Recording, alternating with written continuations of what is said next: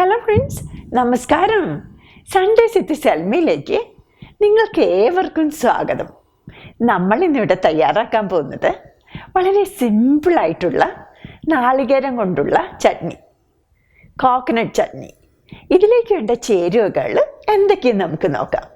നാളികേരം ചിരകിയത് 2 കപ്പ്, കടുക് 1/2 ടീസ്പൂൺ, വറ്റൽമുളക് മുറിച്ചത് 2 എണ്ണം, ചെറിയ ഉള്ളി തിന്നായിട്ട് കട്ട് ചെയ്തത് 4 എണ്ണം, കറിവേപ്പില 2 തണ്ട്, പച്ചമുളക് 4 എണ്ണം, ഇഞ്ചി 2 ചെറിയ പീസ്, തൈര് 1 ടേബിൾ സ്പൂൺ, തിളപ്പിച്ച വെള്ളം 3/4 കപ്പ്, വെളിച്ചെണ്ണ 2 ടേബിൾ സ്പൂൺ, ഉപ്പ് ആവശ്യത്തിന്.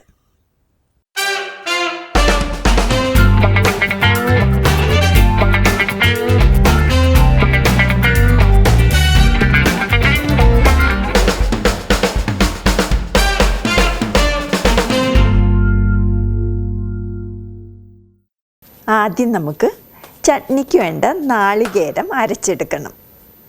ഇതിനു വേണ്ടി ഒരു ബ്ലെൻഡറിലോട്ട് നമ്മൾ ചിരകി വച്ചിരിക്കുന്ന നാളികേരം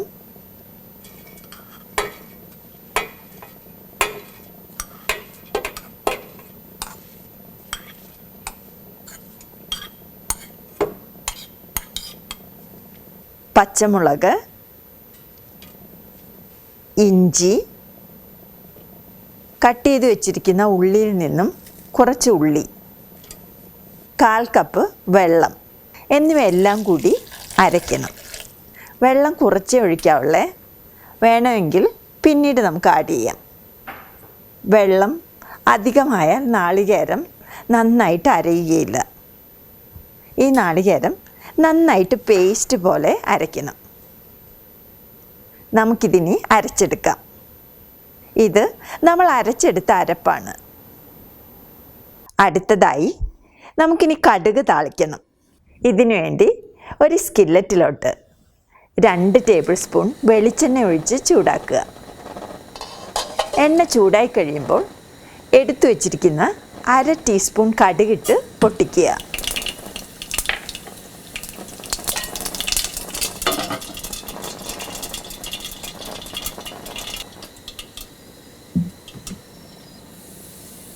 കടുക് പൊട്ടിക്കഴിയുമ്പോൾ നമ്മൾ കട്ട് ചെയ്ത് വെച്ചിരിക്കുന്ന ഉള്ളിയിട്ട് വഴറ്റുക.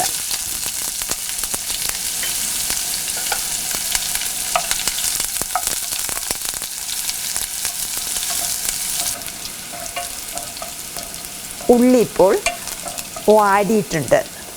ഇതിലോട്ടിനി നമ്മൾ കട്ട് ചെയ്ത് വെച്ചിരിക്കുന്ന വറ്റൽമുളക്,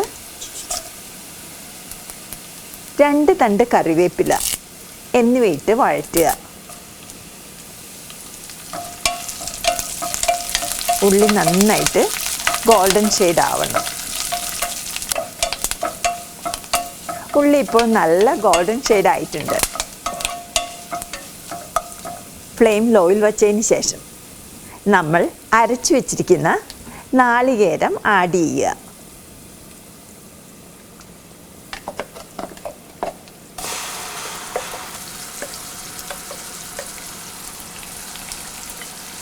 ഈ ജാറിലോട്ട് 1/2 കപ്പ് തിളപ്പിച്ച വെള്ളം കൂടി ഒഴിച്ച് കഴുകി ഇതിലോട്ട് ആഡ് ചെയ്ത് കൊടുക്കുകയാണ്. ടോട്ടലായിട്ട് ഞാനിന്നിവിടെ 3/4 കപ്പ് വെള്ളമാണ് ആഡ് ചെയ്തത്. 1/4 കപ്പ് വെള്ളം നാളികേരം അരയ്ക്കുന്നതിന് ഞാൻ യൂസ് ചെയ്തു. 1/2 കപ്പ് ചട്നിയിലോട്ടും ഒഴിച്ചു കൊടുത്തു. ഇനി ഇതിലോട്ട് നമ്മൾ എടുത്തു വച്ചിരിക്കുന്ന 1 ടേബിൾ സ്പൂൺ തൈരും ആവശ്യത്തിന് സോൾട്ടും ആഡ് ചെയ്ത് നന്നായിട്ട് മിക്സ് ചെയ്യുക.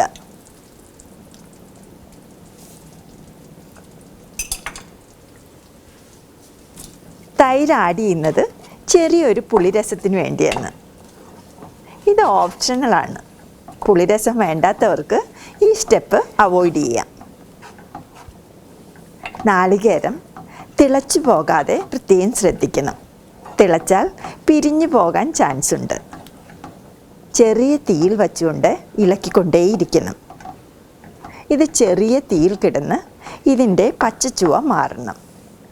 ഇത് വെള്ള ചമ്മന്തിയാണ്. അതുകൊണ്ട് നമുക്ക് മുളക് പൊടി വേണ്ട. നിങ്ങൾക്ക് ഗ്രേവി കുറച്ചുകൂടി ലൂസ് ആകണമെങ്കിൽ കുറച്ചുകൂടി തിളപ്പിച്ച വെള്ളം ആഡ് ചെയ്യാം. ചട്നി ഇപ്പോൾ നന്നായിട്ട് ചൂടായിട്ടുണ്ട്. ഫ്ലെയിം നമുക്കിനി ഓഫ് ചെയ്യാം. നമ്മുടെ അടിപൊളി കോക്കനട്ട് ചട്നി റെഡി ആയിട്ടുണ്ട്. ഇതൊരു സെർവിങ് ഡിഷിലോട്ട് മാറ്റി ഇഡ്ഡലിയുടെ കൂടെയോ ദോശയുടെ കൂടെയോ നിങ്ങൾക്ക് സെർവ് ചെയ്യാം. നമ്മുടെ വളരെ ടേസ്റ്റി ആയിട്ടുള്ള അടിപൊളി കോക്കനട്ട് ചട്നി റെഡി ആയിട്ടുണ്ട്. നിങ്ങൾ തീർച്ചയായിട്ടും ഇത് ട്രൈ ചെയ്ത് നോക്കുക. നിങ്ങൾക്ക് ഈ റെസിപ്പി ഇഷ്ടപ്പെട്ടെങ്കിൽ പ്ലീസ് ഷെയർ ആൻഡ് സബ്സ്ക്രൈബ്. അടുത്തൊരു റെസിപ്പിയുമായിട്ട് വീണ്ടും കാണുന്നത് വരെ നിങ്ങൾക്കെല്ലാവർക്കും എൻ്റെ നന്ദി, നമസ്കാരം. Thank you for watching. Bye bye.